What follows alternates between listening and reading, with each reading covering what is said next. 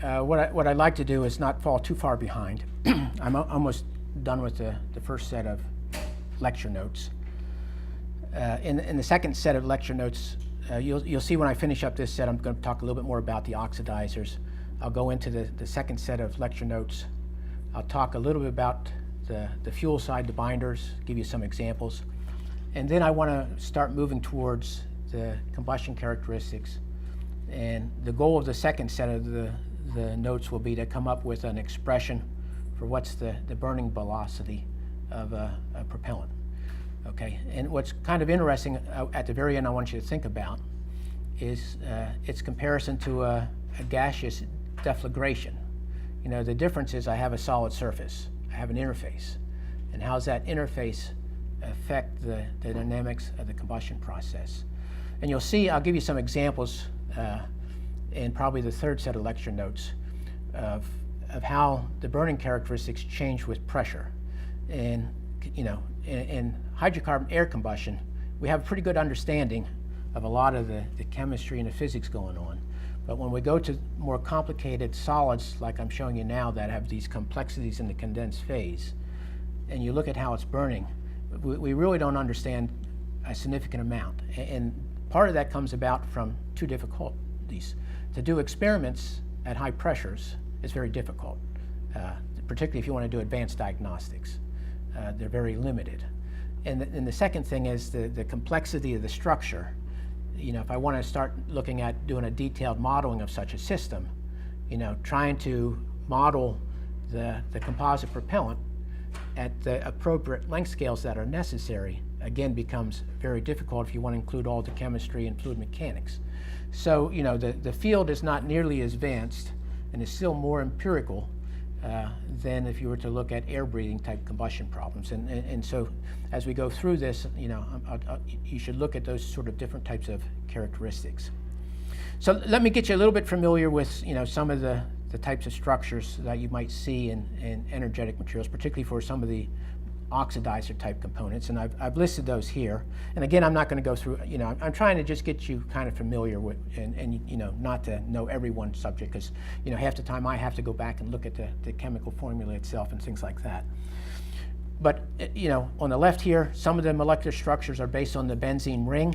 You know, so if I look at trinitrotoluene, basically it's toluene where off of some of the carbon I have my oxidizer, the NO2 groups. If I go over and look at triamino, trinitrobenzene, again I have basically this benzene ring structure.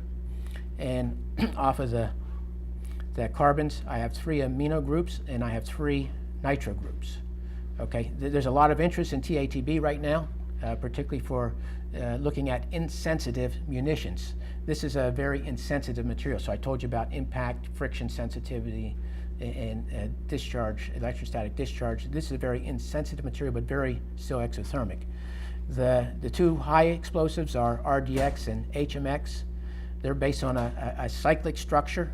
RDX has a 6-member ring, HMX has an 8-member ring, and in the ring itself I alternate between carbon and nitrogen atoms. Off of the nitrogen atoms, again I have my oxidizer, which is the NO2 groups. And I can have some other, another common explosive, high explosive is PETN, and you can see this is a carbon 5 structure with instead of nitro groups, I have nitrate groups that are sitting off of the system. And so they're heavily oxidized with NO2 somehow in the system. This is some of the properties of these materials, of the oxidizers. Again, without going down and listing and telling you every one of the names here, ammonium nitrate perchlorate, hydrazine diperchlorate, hydrazine perchlorate, ammonium dinitromen, hydrogen nitroformate, RDX and HMX. What I kind of want you to kind of look at is sort of the melting temperatures, the decomposition temperatures. So if this is bound in a system, you know, and what's going to be important is to know something about the surface temperature at which the surface temperature is burning.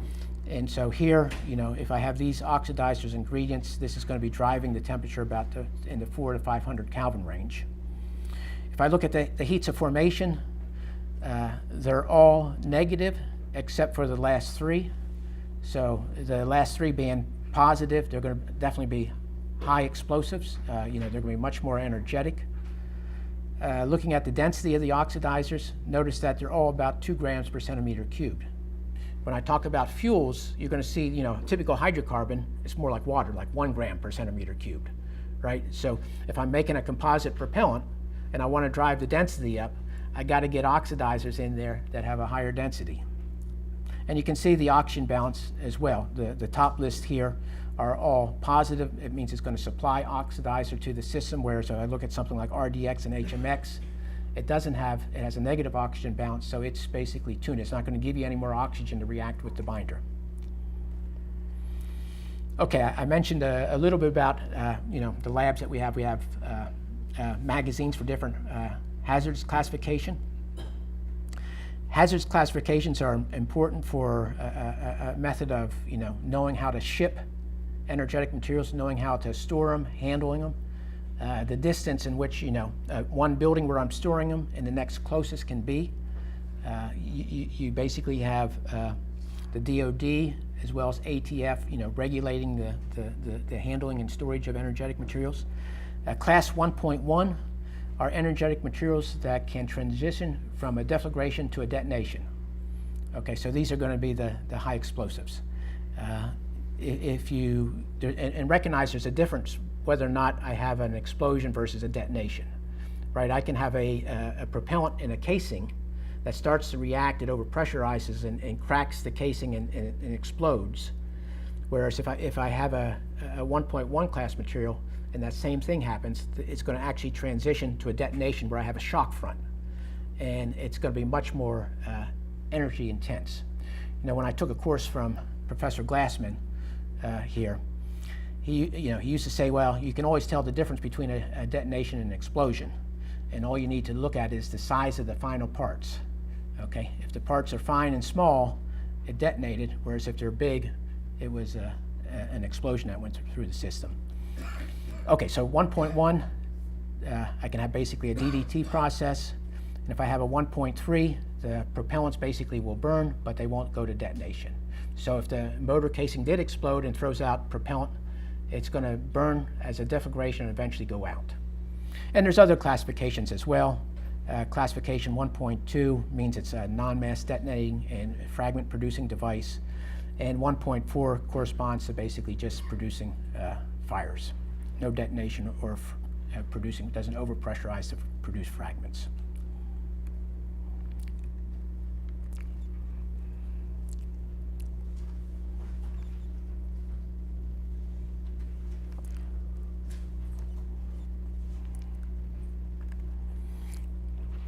Okay, as I said, I want to start this set with just talking a little bit more. I showed you some oxidizers. Let me say a little bit about the components of a binder and some of the other ingredients that I mentioned earlier. So, as I said, the binder provides the structural glue or the matrix that holds the granular solid particles together. These could be solid crystalline oxidizer particles, or if I have a metal fuel is added as a secondary component, it needs to hold those together. The binder as a raw material is typically referred to as a liquid prepolymer or a monomer. And what a prepolymer is essentially a molecule that kind of repeats itself. So like polybutadiene and hydroxyl terminated polybutadiene, basically the butadiene structure keeps repeating itself. And at the end of the polymer, it's functionalized with some sort of functional group, typically hydroxyl or hydrogen atoms. Okay, and so another example would be propylene oxide. Yeah, propylene oxide. Again, the propylene oxide would basically repeat itself, and then it would be terminated with some sort of functional group. And so an example is shown here at the bottom. This is basically a polyether or polypropylene oxide. You can see the functional groups on the end are hydrogen atoms, and then the propylene oxide structure here just repeats itself throughout the system. And it has a typical, nominal length. I have a nominal length here of 17 of the prepolymers. And what I'm eventually going to want to do is extend that chain even further. I'm going to want to start cross-linking it with itself to basically solidify it into a complex three-dimensional structure. And to do that, then a curing agent or crosslinker basically causes these prepolymers to form longer chains of molecular mass and interlocks between the chains. And eventually, as I said, to solidify it. Polymerization reactions occur that change the monomer to cross-link it and create those solids, and recognizing that the binder itself, after it's been cured, is going to have a significant influence on the mechanical properties, the propellant processing, storability, aging, and cost of the system. Okay, so let me show you some quick examples of different types of binders that have been looked at, just as a few examples. This is a glycidyl azide polymer. It's an energetic binder, and what that means is it's energetic enough that the binder will self-propagate. Okay, so just as I told you, ammonium perchlorate could be considered as a monopropellant and self-propagate. This binder itself could self-propagate, so it doesn't need an oxidizer. It's energetic enough to self-propagate, and it comes about because of the molecular structure. If I look at what's chemically, it's C3H5N3O, but if you look at the structure, it has the azide group in it. And the azide group basically has singly bonded nitrogen atoms that, when it reacts, wants to form triple bond molecular nitrogen, and during that process it releases a lot of heat. So the energetics of this system is basically coming from the azide group, and it's being repetitive. Notice again what the density is here now for the fuels. It's about 1.3, and I was showing you the oxidizers that were closer to 2 grams per centimeter cubed. So if I want to, as I mentioned, if I want to increase the density, the fuel component should be less. Enthalpy formation here is positive, again indicating the exothermicity of the structure. The most common, as I mentioned, is hydroxyl terminated polybutadiene. One of the reasons it's popular, in addition to its high energy content, is because of the viscosity as a liquid, as a prepolymer. It can accept a relatively large solids loading, typically around 88 to 90% when I combine the ammonium perchlorate and the aluminum in the system. It can have different types of molecular structures. A couple are shown here. Notice again, the density is about 1 gram per centimeter cubed. In this case, the enthalpy of formation is negative, so it's not energetic. It's not going to, if I put it there, try to put a match to it, it's not going to propagate at all. If I supply heat in it, it's going to pyrolyze, create carbon, but it's not going to have a self-deflagration flame.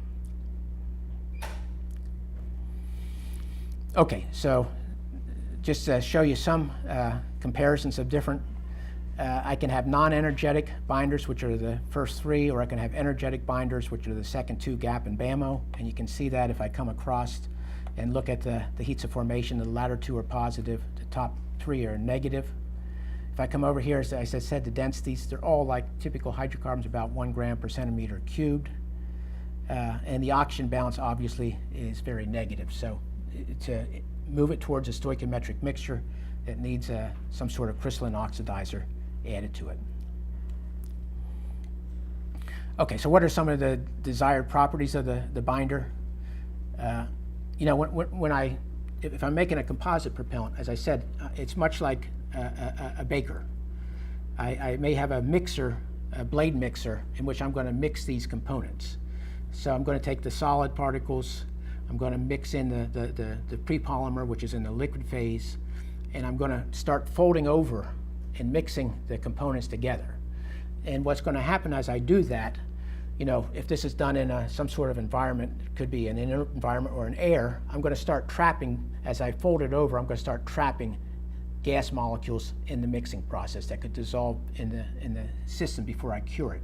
So typically during the mixing process, I do it under a high vacuum, okay? And that pulls out any absorbed molecules that are in the environment around it. And so you want to make sure then that the ingredients of the binder themselves are not highly volatile, because you don't want to lose those components. So I want to be able to form a slurry that has a viscosity that's going to be easily castable. You have to make sure that the ingredients are chemically compatible, that the binder, the prepolymer, is chemically compatible with the oxidizer, as well as all those other ingredients that I told you were going into the system, the plasticizer, the any other ingredients. It must be capable of accepting a high solids loading, because I showed you the large negative oxygen balance of the binders, so I need oxygen, so I need a lot of solids within the material. And when in the very end, again, I've mentioned this, the mechanical properties are going to depend very strongly on the binder that I've selected. Okay, so I mentioned the curing or the cross-linking agents are added. They basically are agents that cause the prepolymers to form longer chains. They can have different functionality. They can be bifunctional, trifunctional, and depending on the functionality of it, it basically dictates whether or not how I'm going to extend these prepolymers. Am I going to basically, if it's a bifunctional curing agent, it's going to just extend the length of it. If it's a trifunctional curing agent, I'm going to start getting a lot of more cross-linking very quickly across the different compounds.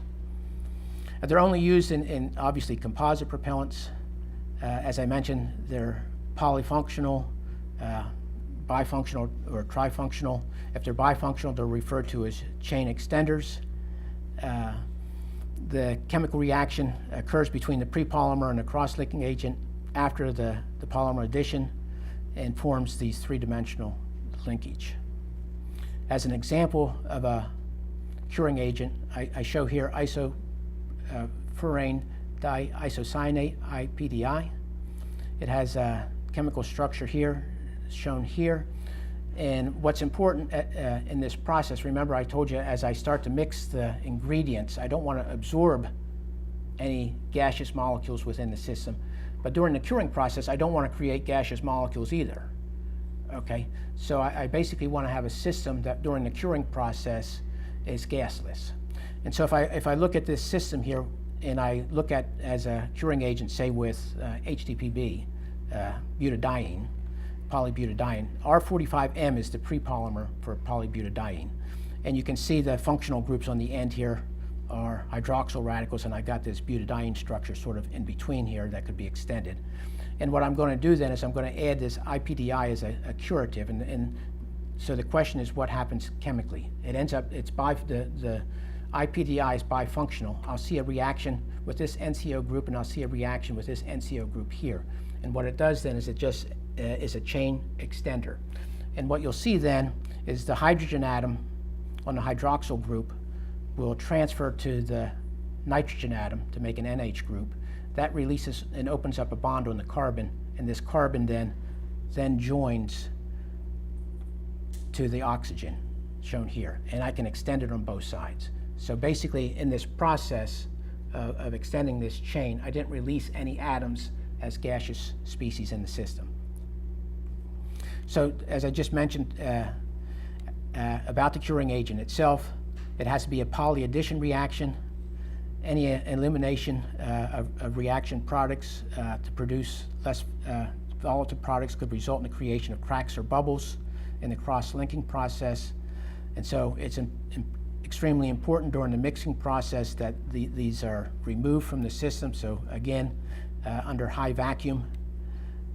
Otherwise, upon heating during the curing process, the gases that are dissolved in the slurry will lead to bubble formation and crack formation in the propellant. And if I have cracks in the propellant, basically you can quickly change the deflagration that's propagating at the surface into into a convective wave, where the flame propagates into very narrow cracks.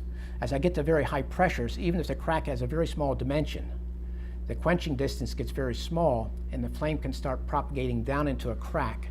And as it does that, as it starts to propagate into the crack, basically it starts to create products that are trying to be pushed out of the crack. Okay, but because of the viscous effects, the pressure builds up, and that ends up accelerating the flame faster into the crack itself. So all of a sudden I create all this more surface space, and I can get a much larger surface area. The gases are going up, the pressure goes up, and I can have a catastrophic failure in the motor itself then. At the curing agent, when I work with it, there's a curing time, and there's a trade-off in terms of how long that time is. Typically, I want to have enough time that if I'm going to cast this material, that I can actually mold it into the shape I want. And that's referred to as the working time or the pot life. And on the other hand, you don't want to have it take too long so that you can actually get the grain to solidify in a reasonable time. Other aspects, the curing temperature cannot be too high. If it's too high, and I'm doing a bonding in a motor that has a particular type of shape, in the regions where the temperature is higher than in other locations, I can create stress. And if I create stress during the curing process, you can again see de-wetting the particle in the binder, creating voids during this process. So how the loads are being affected during the curing process becomes very important. So the curing temperature has to be low. And if it gets too high, obviously it could lead to a reaction. And so the reaction itself has to be athermic or heatless. And as I said, the reason here is if you look at the thermal conductivities of binder material, very, very low. And so if I start to have a heat buildup in the interior of the grain as it's curing, I'm not going to be able to transport that energy away that fast. And so I can have basically an internal ignition process that might occur in the system. And if it doesn't ignite, it could still create cracks and things like that. Okay, a couple other quick definitions. Definition of aging, what affects aging of the propellant? Well, it's caused by the cumulative damage of the grain from thermal cycling and load applications during storage, handling, and transport. If I keep elongating, during a heating process, temperature cycling, or some transport, if you elongate, stretch the grain, that's going to basically, if you look at the stress-strain relationship, eventually you're going to weaken the grain and you could start creating voids in the system. The ability to carry stress or allow elongation of propellants diminishes with the cumulative damages. Aging limits estimated time when the energetic material is no longer able to perform its operation reliably or safely. Depends on the grain design, and for typical motors, it's on the order of like 8 to 25 years. People try to test that, if I have a large motor with a grain in it, people like to try to test it to try to estimate what the aging life is. And they'll typically do this with small-scale devices, either taking just small pieces of propellant and doing some sort of thermal characterization in a TGA DSC type system, or more often they'll have small motors themselves that they'll periodically check over periods of time, like over a period of 3 years. They'll take it, they'll run the motor, test it, and see if the burn characteristics are very similar. When you talk about a rocket motor itself, you also have aging characteristics of the rocket motor. That involves more than just the propellant itself. It also involves the auxiliary things like O-rings and things like that could affect sealings and things like that as well. Okay, so kind of let me summarize the types of propellants I've tried to give you an introduction to. Introduced in the 19th century were the propellants based on cellulose. This leads to what led to what's referred to as extruded double-base propellants, the cast double-base propellants, the composite modified double-base propellants, and today what's looked at is a cross-linked double-base. And on the other side, in the 20th century, talked about Parsons introducing the idea of composite propellant. The composite propellants have typically been looked at from two different types of binder systems, either hydroxylated polymers or carboxylated polymers. And they differentiate then in terms of basically the functional groups in the pre-polymer structure. P-band is the binder that was used in the boosters on the space shuttle.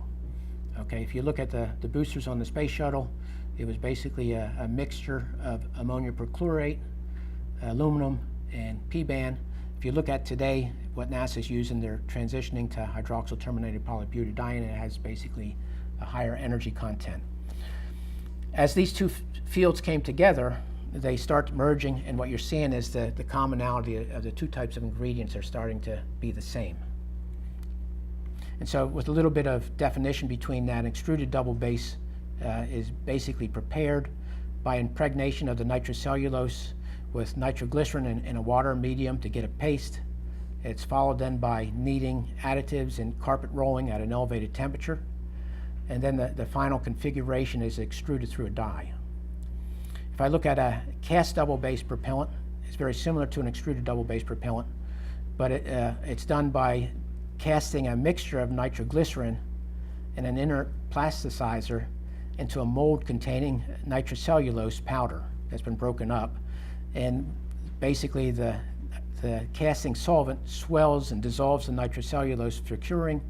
And the benefit here is that now I can mold this. I'm not pushing it out of a die, have limited structure capability. I can actually cast it in a motor itself and have three-dimensional shapes.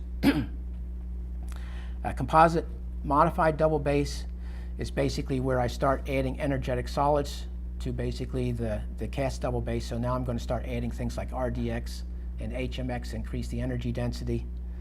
Elastomeric modified double base is where I'm starting to play with the mechanical properties of the solvent to change the binder characteristics. The composite propellants are typically AP-based oxidizers with non-energetic polymeric binders like PBAN or HDPB. And where I mentioned today, where the two have sort of combined together, is what are referred to as the Crosslink double base propellants. And even though it has the name double base in it, it really has very little nitrocellulose in the mixture. It looks more like a composite propellant, where I use now energetic binders and high explosives. Okay, if I'm dealing with a solid, the overall propellant density is done on a mass basis. I show this quickly just to, again, indicate what I mentioned earlier about the binder having a lower density than the oxidizer. So if I'm looking at a typical composite propellant, a typical composition would be about 88% by mass AP and 12% the binder. And looking at the difference in the densities, you can see the oxidizer is what brings the density up. Here I'm up to about 1.7 grams per centimeter cube. Goals today would be able to get that closer to about 2 or a little over 2 grams per centimeter cubed. And something like that CL20 I showed you has a high density and can start, changing and if I add high explosives, you can do that as well, like RDX and HMX. If I add metal, metal has a density like aluminum, about 2.7 grams per centimeter cubed. Again, the solids loading here, if I look at it, is like 88%, so the binder still 12%, increases the overall density a little bit. Propellant mass fraction, this is more applied to application in rocket motors. Its definition is just the mass of the propellant over the mass of the rocket motor itself. Typically, if I'm dealing with a solid propellant, I want as much mass in the rocket motor to be propellant. These can be quite high as 96%, but they can also be very low. It depends on the size of the motor. If I'm dealing with a very simple motor that's very large, what you typically find is that the mass loadings of propellant are very high. If I'm dealing with a very small motor, like in an auxiliary system for auxiliary control, positioning of a satellite like that, and I'm going to use a solid propellant or something like that, then you'll find that the propellant mass fraction is much less. Okay, I mentioned something about the material properties, and what you typically want in a propellant is to have very low void fraction. In a typical propellant, it will have less than about a percent voids in the system. And as I mentioned before, the voids are very dangerous. Even if I have voids that are very small during the fabrication process, if I start mishandling the propellant and it's thermal cycled, as I mentioned, it starts stretching, those size of those voids can start to grow. I can start de-wetting from the surface, leads to the cracks in the system. What one typically finds is the propellant shows a nonlinear viscoelastic behavior, where the stress itself is a function of both the strain and the strain rate, as well as the temperature itself. So you can see at low strain, I get a rapid increase in the stress, and then it plateaus out. And it depends on the rate at which this is occurring. And that's going to be important because if as I cycle this system through thermal cycling or mechanical cycling, what I'm going to find is the more I do that, the maximum stress and maximum elongation diminish each time I do it with a significant load, and that's going to make the binder, the overall material, weaker and weaker, and it'll suffer damage then.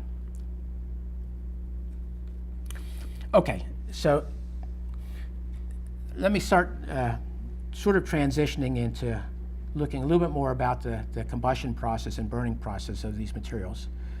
And I start out first about looking about some of the characteristics of the temperature profile that might develop in the composite material or a double base material as it's burning.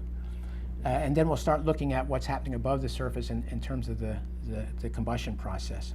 This is a simple analysis of looking at the temperature profile in the solid itself. So here I have basically the solid surface of a burning propellant. So this surface is regressing downward as it's burning, and at an instant in time, I might expect a temperature profile that looks like this. If I assume that there's no condensed phase reactions, then the temperature profile in the solid itself is being determined solely by heat transfer from the surface into the material. And so one can solve the heat conduction equation, very simple analysis, to get the temperature excess variable that says the temperature at any location in the subsurface minus the initial temperature far away from the surface divided by the surface temperature minus the initial temperature. It's just the exponential of the mass burning rate of the propellant times the heat capacity of the condensed phase times the penetration depth where I'm looking at the temperature divided by the thermal conductivity of the propellant itself. And if I manipulate that, I can find that the temperature excess variable non-dimensionalized is just equal to the exponential, the negative of the burning rate, R sub B here is the burning rate, times the penetration or depth into the material divided by the thermal diffusivity of the propellant itself. Okay, and typically there's various depths that one are interested in. I define here this first thermal wave thickness as a 1 over E-fold change in the temperature excess variable. And then another effective change for the temperature to have a change of the temperature excess variable of 99%. Okay, and the question I want to ask here is, thinking about experiments, it's important to sometimes get some knowledge of what that temperature profile looks like. How thick is it? Okay, and that's going to become very important, particularly in dynamic burning. How much energy content is being stored in the condensed phase? Okay, and so one of the questions is, well, how does one typically do temperature measurements in the condensed phase? Typically one uses a thermocouple, but the question is going to be as well, how small does the thermocouple have to be to actually resolve the thermal wave at different pressures and different types of propellants? So again, I mentioned here that the thermal wave thickness can be defined then as the thermal diffusivity of the propellant divided by the burning rate, and this just represents the 1 over E-fold change in the temperature excess variable, which ends up being about 37%. And I can define the second thermal wave thickness as being a 99% change in that variable, so that theta equals 0.01, and that ends up being just about 4.6 times the thermal wave thickness. Okay, so the subsurface temperature profile can be measured with a fine wire thermocouple embedded into the propellant strand. In order to achieve a lower measurement area, the thermocouple thickness has to be obviously as small as possible to resolve the thermal wave thickness. And so to get some sort of accurate measurement, what people typically assume then is it's got to be smaller than about 20% of the thermal diffusivity divided by the mass burning rate, or this was the thermal wave thickness for a 1 over E-fold change. So as an example, a typical propellant has a thermal diffusivity of about 1.8 times 10 to the minus 3 centimeters squared per second. If I assume the burning rate, which at about 1,000 psi for burning materials about 1 centimeter per second, then the thermocouple would have to be less than about 4 microns thick. Okay, and for the maximum thickness of the 99% thermal wave, it's about 83 microns. So even then, I'm not having a super resolution of the thermal wave thickness. And if I go to very high pressures, the thermal wave is going to get very, very thin, and I'm not going to be able to resolve it at all.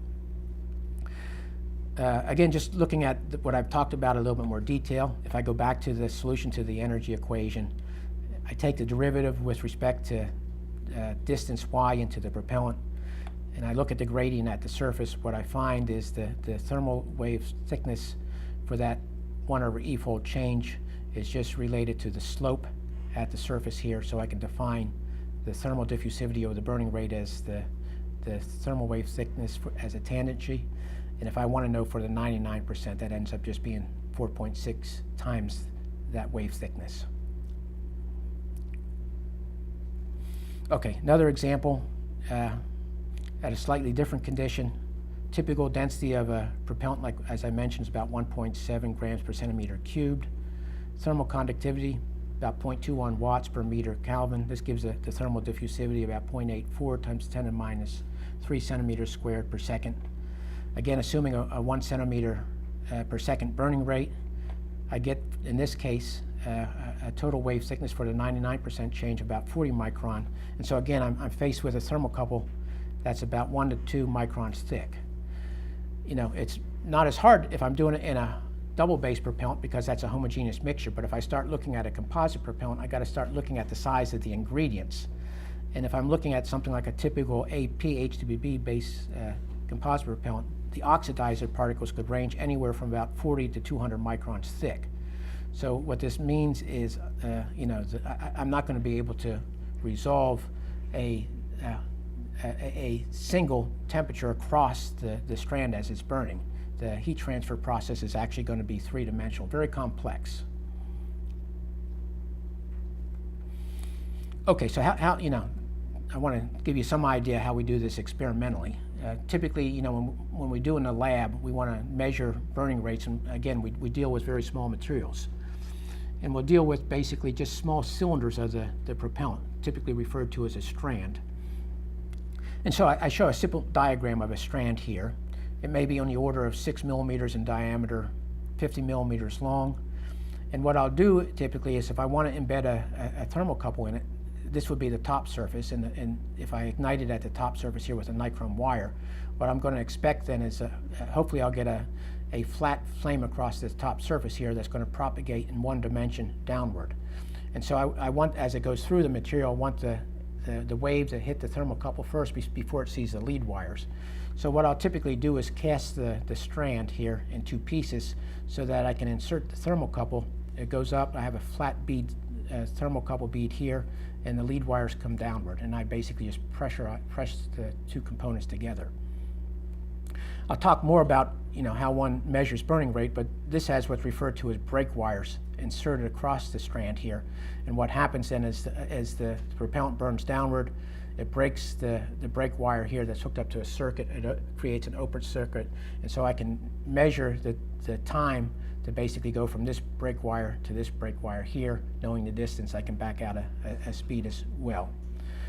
Thermocouples, you know, I'm going to want to use this thermocouple to get the condensed phase temperature as well as the gas phase temperature slightly above the surface. And so people have used platinum rhodium thermocouples, and even for higher, more energetic propellants, you can actually use tungsten base, which is typically not very useful if I have a lot of oxygen around. But remember, most propellants are going to be oxygen deficient, because I'm going to want to have it slightly fuel rich, such that if I look at the square root of the temperature of the molecular weight, as I go fuel rich, I'm going to have more CO around and more hydrogen around, which is going to lower the overall molecular weight of the products. So this is a temperature measurement in just hydroxyl terminated polybutadiene. So this is an experiment where I have a strand of just the fuel, and I have a counterflow experiment, much like in you know, but people do in combustion problems, where one has an oxidizer flowing down and a fuel flowing up. Here I just have the solid fuel, and I have a flow of oxidizer coming down in a counterflow position. And what I'm doing then, as the fuel is being regressed, I'm measuring the subsurface temperature. And you can see in this case here, because the regression rate is lower, because it's just a solid fuel, there's no oxidizer around, the thermal wave thickness is quite a bit thicker, on the order of hundreds of micron thick, and you can see the exponential shape here. Okay, and in the case of HTPB, there is a little bit of a melt layer, but first order, if the pressure is low, there's not much endothermicity in the reaction subsurface. And so if I do an energy balance at the surface, I'm looking at the conduction into the solid. I'm looking at conduction from the gas phase into the surface, and if there's any heat release occurring on the surface itself. Okay, and if I do very accurate measurements of this, you can see the change in slope here at the surface. I can use these measurements to say something about what type of heat release is then occurring at the surface. Okay, so if there's more heat release at the surface, then the slope in the gas phase here is even going to be less. If there's less heat release at the surface, then the slope is going to increase. Okay, so if I plot this on a log scale, because you remember I solved the energy equation, I had that exponential. If I plot this on a log scale, I'll get something like this here. And I can use this then to determine what the surface temperature is, because if there's no reaction in the condensed phase, I can just take the linear profile, and when I see it going non-linear, I can extrapolate over and estimate what the surface temperature is as well then in these systems.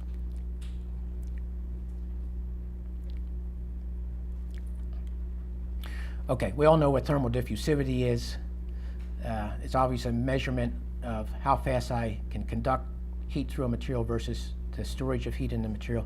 Again, I just wanted to show you some values in the bottom table below here. So I'm comparing a composite propellant with JA2 is a double base propellant based again largely on nitroglycerin and nitrocellulose, and compared against aluminum and stainless steel. If you come over and look at the thermal conductivities of the metals, quite a bit larger, obviously, than the propellants, as well as the thermal diffusivities. Okay, and what this means then is the propellant itself is going to be, the condensed phase is going to be very slow to respond to anything that happens above the surface. And this becomes very important then in dynamic burning and instabilities in motors. Okay, because the thickness of remember the thickness of the wave itself determines how much energy I'm storing in the condensed phase. Okay, and all of a sudden, if I change the conditions above the surface, the condensed phase is going to want to adjust its energy content, but it's going to do that very slowly. And so that can actually create dynamics in the burning process, and I'll show you that a little bit later. Okay, so I want to start deriving now a rather simple analysis. I mean, people have looked at, so this is going to be an analytical analysis. I want to start backing out what is the burning rate of a propellant. Could be a double base, could be a composite. And I want to do it with a simple analytical analysis. Many people have looked at it. I'm going to show you an example that Kubota did when he was working with Martin Summerfield here at Princeton. But if you look at the literature, Foreman Williams has used asymptotics to predict the burning rates in an analytical fashion. John Buckmaster has done it. Sun and Brewster have done it. So there's many theories. Just like in determining the early gas phase deflagration propagation rates, you'll see many people have had different theories. And in the end result, if I look at the laminar flame speed of in a very simple sense for a gas phase system, it says the laminar flame speed is proportional to the square root of the thermal diffusivity times an overall reaction rate. And what's in those terms, gets more detailed. But even with analytical systems, to actually do a prediction, it really depends on how I start estimating the parameters. So, analytical analysis is very good for getting qualitative understanding. And so I want to go through an analysis that Kubota did here to come up with a simple expression. So again, looking back at the energy balance at the surface, I'm going to assume that there's no reaction in the condensed phase. I have solely a conduction process in the condensed phase.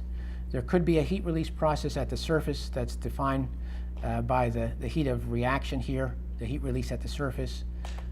There's a gas phase reaction that occurs above the surface. The temperature here, as I mentioned, could go as high as 3,800 Kelvin, and that's going to, through a conduction process, is going to feed heat back to the surface itself.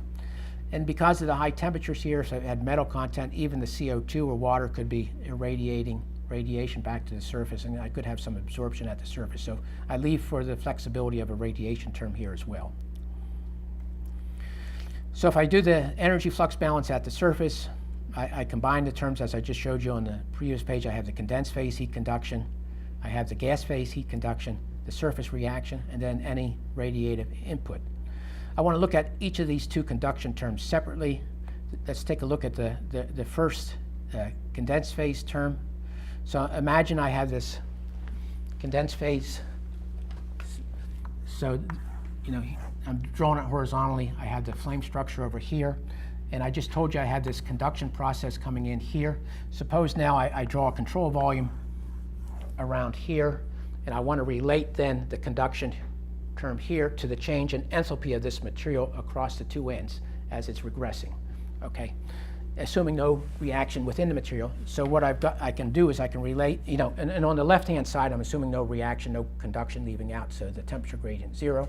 So I can relate the temperature gradient on the right there, the heat coming in into the solid phase, as just basically the change in enthalpy rate from one end to the other. So basically the mass flow rate times the specific heat times the change in temperature across the two ends. Okay, and so I can go back and relate now, if I substitute this in here, and I start assuming that the radiation feedback to the surface is negligible, I can start solving for the heat conduction in the gas coming to the surface, which can be written out as this expression here.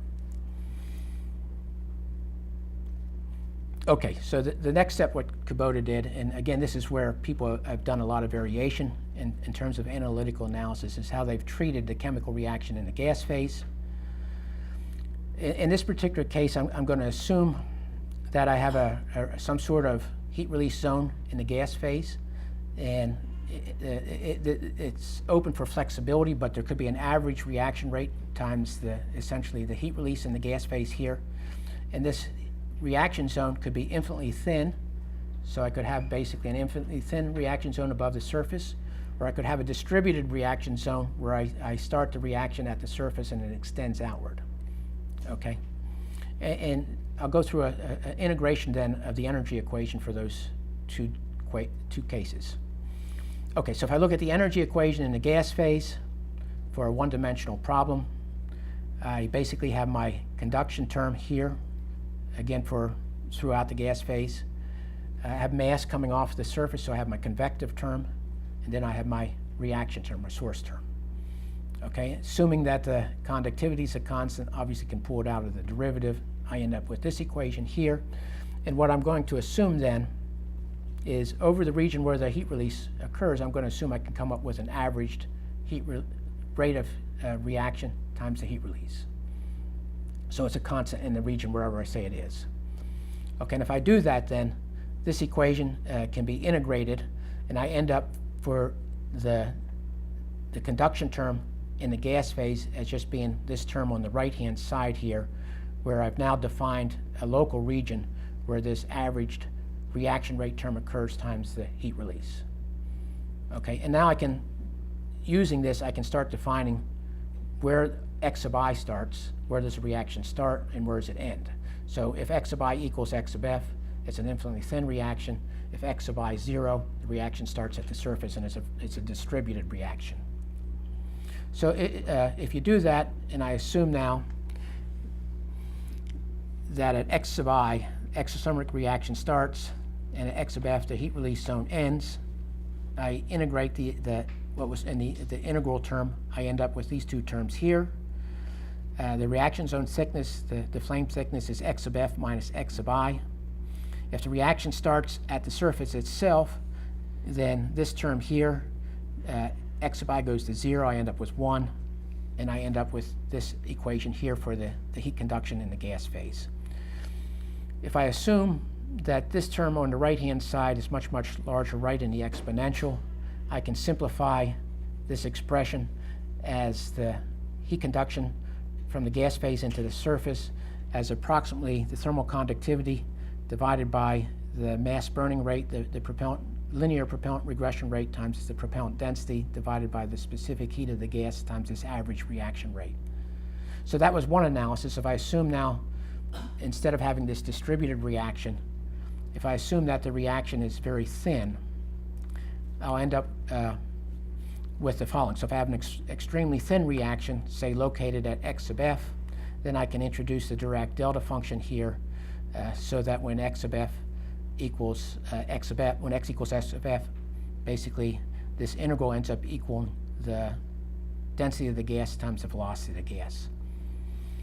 And if you do that, then you can carry out the same integral here, and what you find then is the heat conduction term from the gas into the surface looks like this term on the right-hand side here, having a rho of the propellant, the linear regression rate, the burning rate of the propellant, times the heat release in the gas, times the exponential of this term here.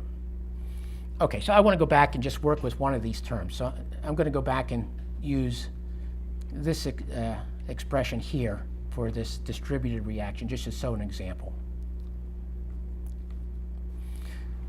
Okay, so going back to the energy equation, what I want to do is solve essentially for the mass burning or the mass burning rate or the linear regression rate, the R sub B here. And so I'm going to go back and assume, as I showed you in the condensed phase, there was no condensed phase reaction. I'm going to replace this term with the mass burning rate times specific heat times the change in temperature across the solid. I'm going to assume that the heat release zone starts at x equals 0, use that approximation, plug this term in here, and I'm going to assume that the radiation term is small, and I'm going to solve it then for basically the burning rate of the propellant. And I end up with this equation shown here. So what I find is, without going into all the details, is the burning rate of the propellant scales again with some sort of reaction rate to the 1/2 power. So it's very similar so far to what we talked about for what you know for a deflagration in the gas phase.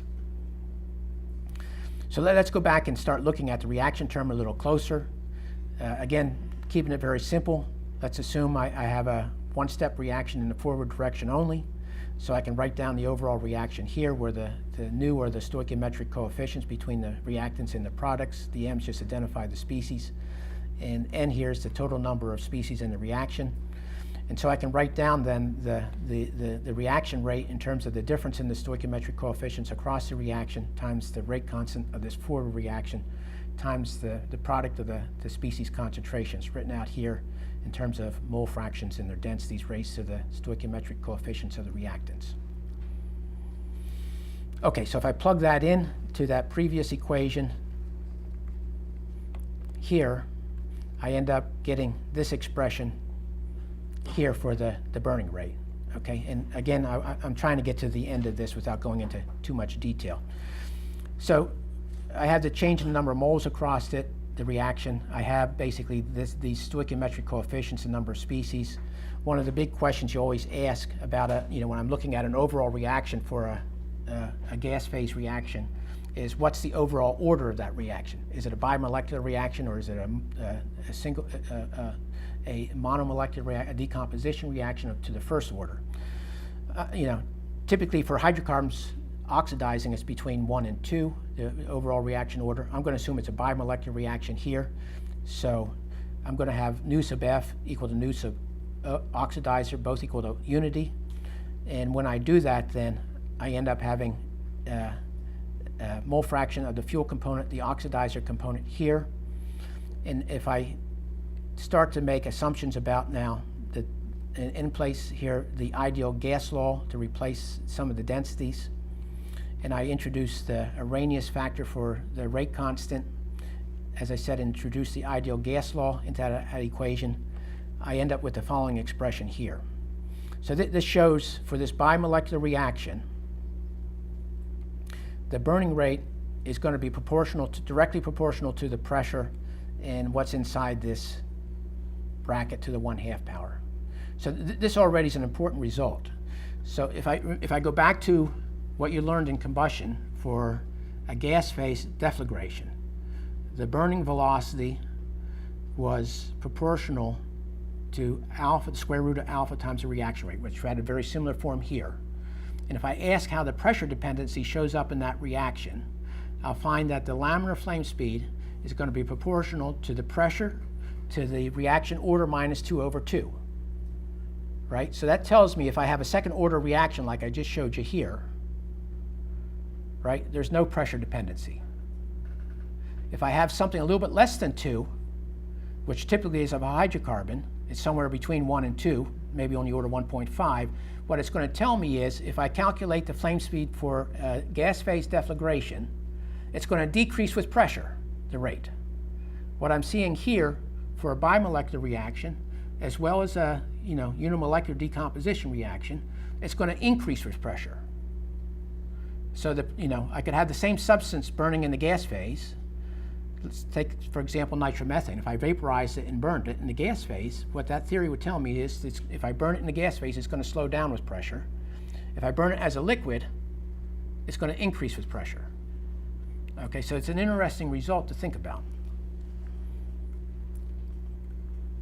Okay, so obviously people collect data on burning rates and they try to correlate it to expressions.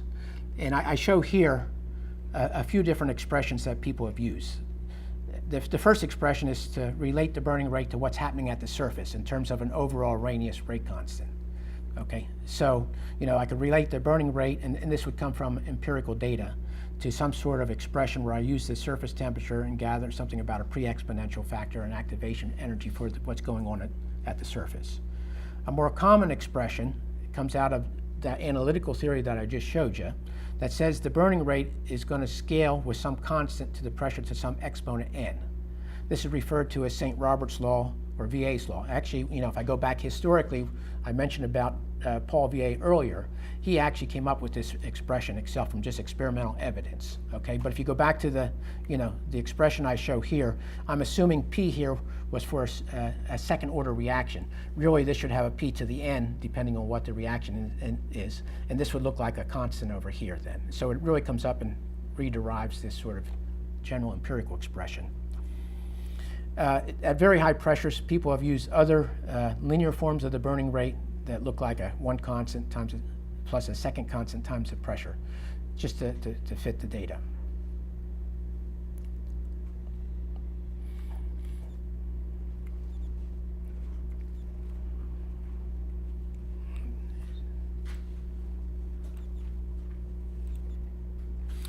Okay. Do you want to take another break? Or short break? Okay, 10-minute break? And then I'll move quickly on to the last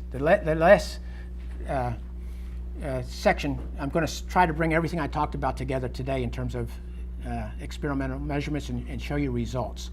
And I'm really going to pose a lot of questions to you then and try to start showing you what we really don't understand about these systems. So let's take no more than a 10-minute break.